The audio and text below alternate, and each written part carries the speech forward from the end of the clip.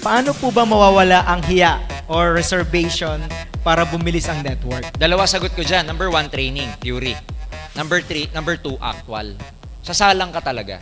Kasi the best way for you to conquer your fear is do it. Now, one good thing about fear, Roy, kung mararamdaman nyo, pag na-conquer mo yung fear, it feels good. Parang gusto mong gawin ulit. Yes. Kaya nakakatakot, yung nakakatakot na bagay na gusto mong gawin, yung pinaka nahihiya kang bagay na gawin, gawin mo siya. That's the only way to overcome it. Yeah. Walang preparasyon na gagawin mo. Wala pong orasyon na makakaalis ng hiya mo. Or mantra. Walang mantra. Walang bertud, agimat o anting-anting ang makakatanggal niyan. Wala. Salang ka.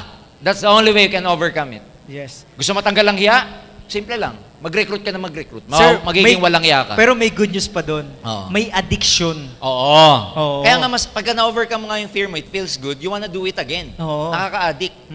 Kaya yung mga nahihiya pa rito, sanayin mo lang yung sarili mo. Kaya minsan may magkikwento dito, nahiya po ako dati, pero 3 hours na hinahawakan ng mic, dire-diretso. Dire-diretso. Na-addict na yun sa mic. Oo. Di ba yung iba, yung iba nanginginig kumawak ng mic sa una. Oo. Nung matagal na siya, Ayaw. ang tagal niya nahawakan, ginagano na siya nung timer sa likod. Ayaw pang bitawan. Tinatago na ang mic. Di pa tapos. Totoo po yan. Nangyayari? Oo. Kaya lang naman kayo nahihiya o may reservations kasi takot kayong ma-reject. Correct. So, the only way to overcome rejection is lagi kang magpa-reject. Alam mo, pag lagi kang magpapa-reject, you become immune to it. Addiction din yun. Gusto mo ma-reject ka lagi. Pa-reject ka lagi. Tapos motivation mo rejection. Once na na-reject ka, para kang inaapoy na gawin mo uli.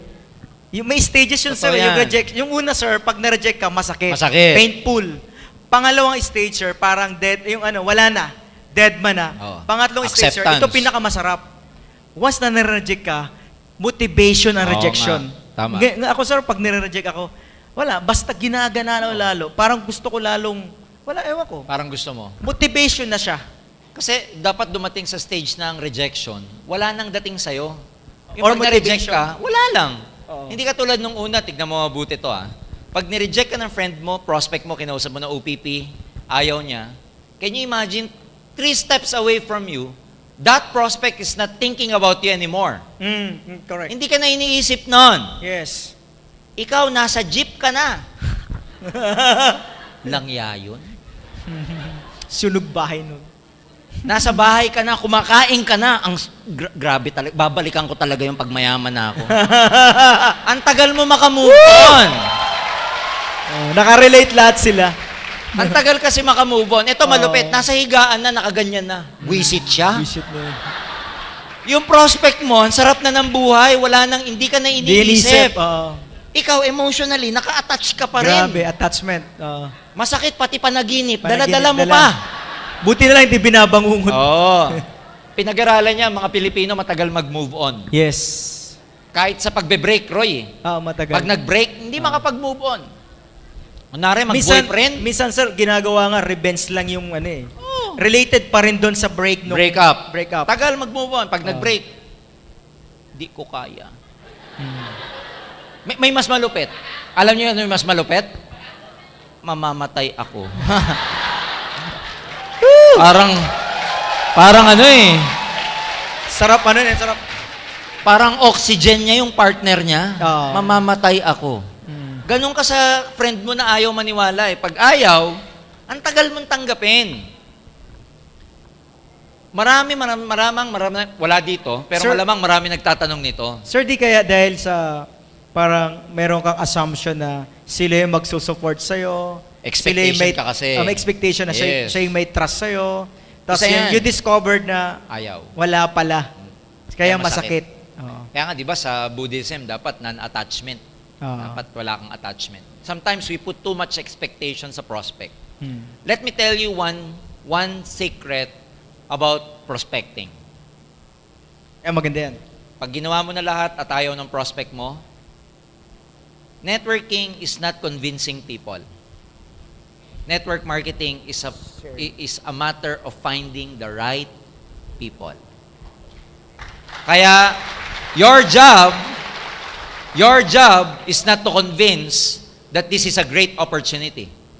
Rather, Your job is to find those people who, upon looking at our opportunity, will do something about it. Ang hinahanap mo dito, yung mga taong naghahanap din ng opportunity mo. So pag ayaw ng kausap mo, hindi siya talaga eh. Huwag mo nang pilitin. Move on. Move on. Tanggapin mo na hindi siya. Correct. Hindi talaga siya yung right people. Saka sir, minsan, pag pinilit mo pa yung tayong ayaw, minsan yung pang mabigat. Tama. Oo, nandyan, sumali nga, pero parang Ang mabigat. bigat. Oo, Kasi how you wish na hindi mo na lang sana pinilit. yan, tama. Kasi nung pinilit mo, nagbigay lang sa'yo ng sakit ng ulo, walang Oo. ibang ginawa kundi manghingi ng spillover. Oo.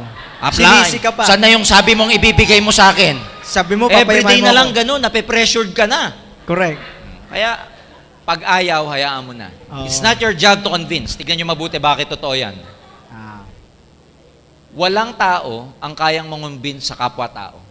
Kasi lahat tayo may kanya-kanyang utak. Tayo lang ang makakakonvince sa sarili natin, walang iba. Ganon din sa prospect mo. Kaya pag hindi para sa'yo at ayaw talaga, wala kang magagawa. Non-attachment. Let go. You know, the moment you learn how to let go in this business, things starts to change. Things start to Things change. starts to Nagbabago siya. Correct. Kaya, wag na kayo mahiya. Pag na-reject, so what? It's okay. Saka yung hiya, sabi namin yung hiya, ano lang yan eh. Parang ginamit lang natin ng, yung pagiging mahiya, minsan ego lang din eh. Oh, Pride. pride lang. Ayaw mo kasing... Mag-step up, ayaw umalis sa comfort zone. Minsan yung hiya, yabang lang din eh. Tama. Simpleng yabang na nakatago. Nakatago. Dinadaan sa hiya. Pero ayaw niya lang, alam mo yun. Totoo. So, reservation. Tama, ang galing nito. Alright, personal issue.